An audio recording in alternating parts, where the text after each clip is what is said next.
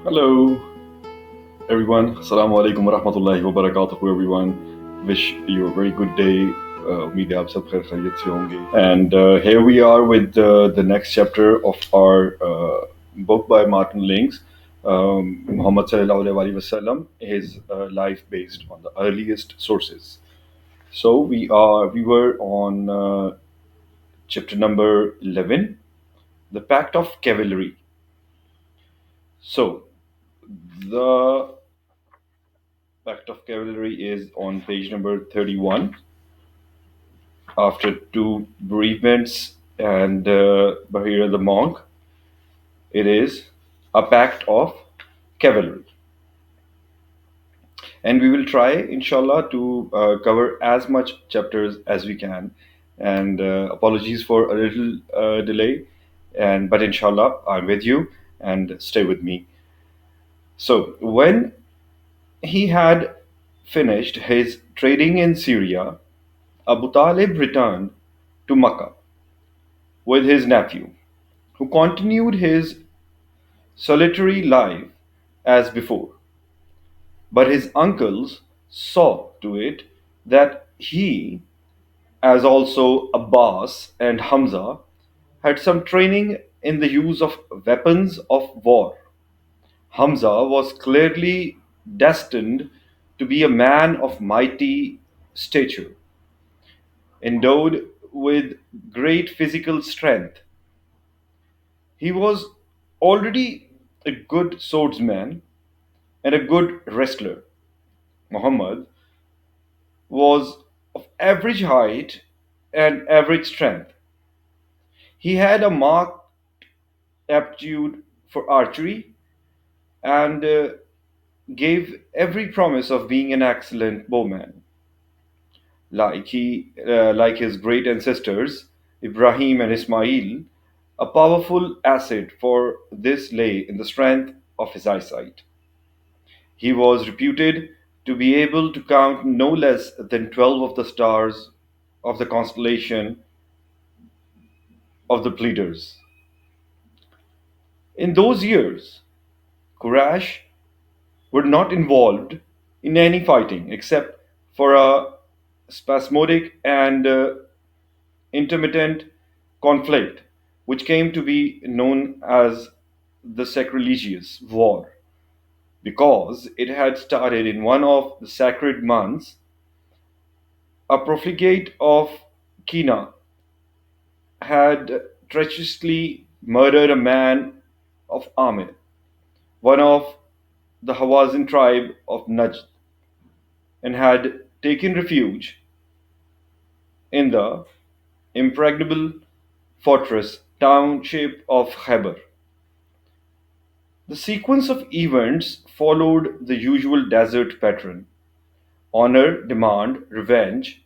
So the tribe of the murdered man attacked Kina, the tribe of the murderer, and Quraysh were involved, somewhat ingloriously as allies of Kina.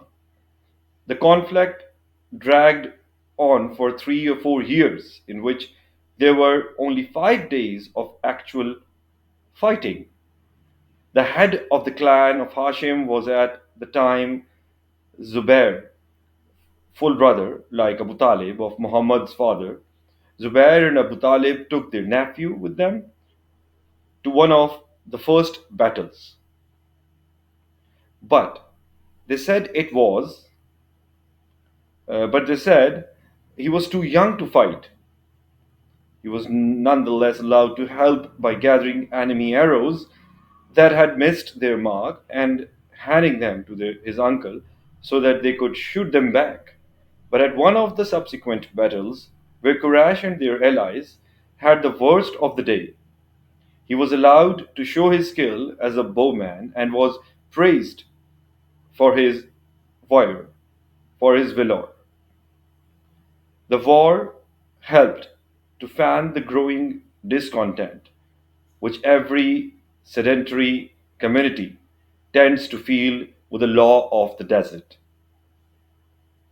Most of the leading men of Quraysh had traveled to Syria and had seen for themselves the relative justice which prevailed in the Roman Empire.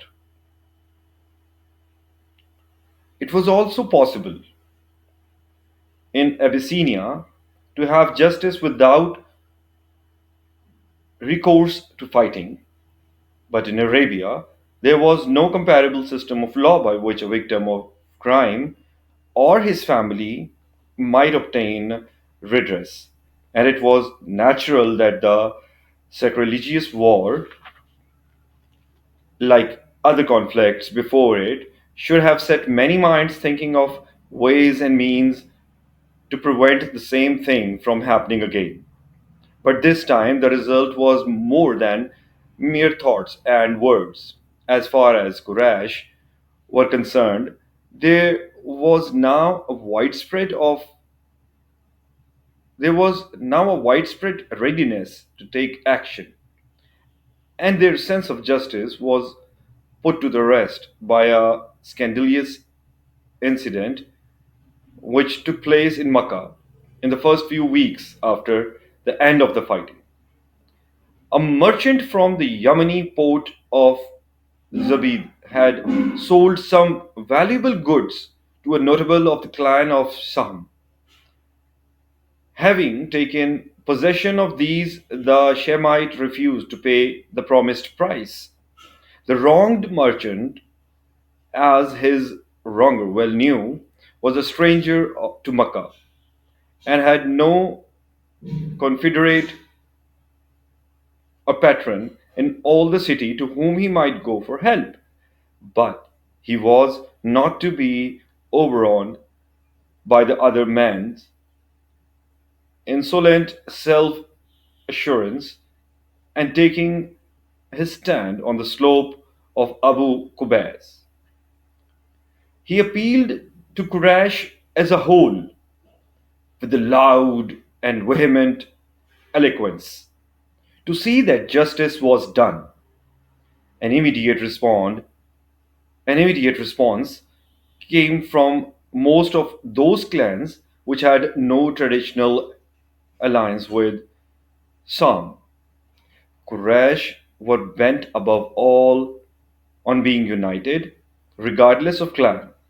But within the union, there was still an acute consciousness of the rift which had divided them over the legacy of Kose into two groups, the scented ones and the confederates.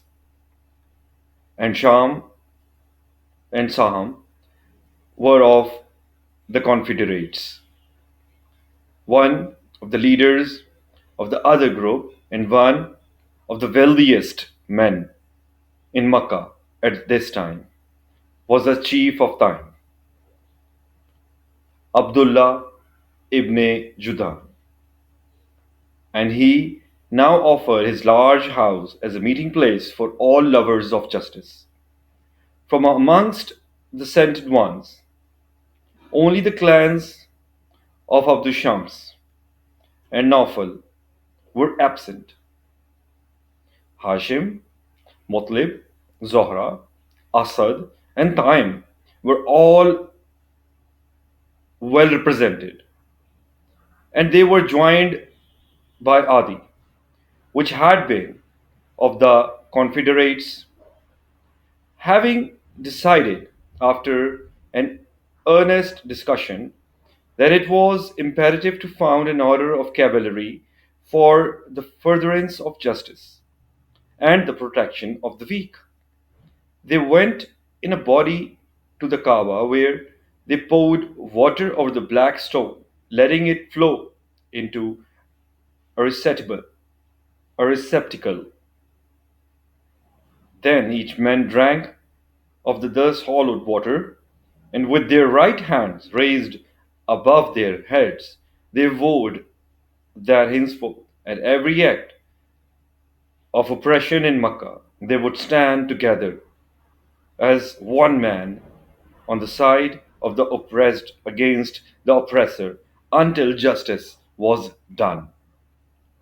whether the oppressed were a man of Quraysh and or one who had come from abroad. The Shemite was thereupon compelled to pay his debt, nor did any of those clans which had abstained from the pact offer him their assistance. Together with the chief of Time, Zubair of Hashim, was one of the founders of this order, and he brought with him his nephew Muhammad, sallallahu alaihi wasallam, who took part in the oath and who said in after years, I was present in the house of Abdullah ibn Judah at so excellent a pact that that I would not exchange my part in it for a herd of red camels. And if now in Islam I were summoned unto it, I would gladly respond. Another of those present was their host's first cousin, Abu Kofa of Time, together with his son Abu Bakr, who was a year of or two younger than Muhammad sallallahu alaihi wasallam, and who was to become his closest friend. Thank you so very much. And the next chapter will be the questions of marriage.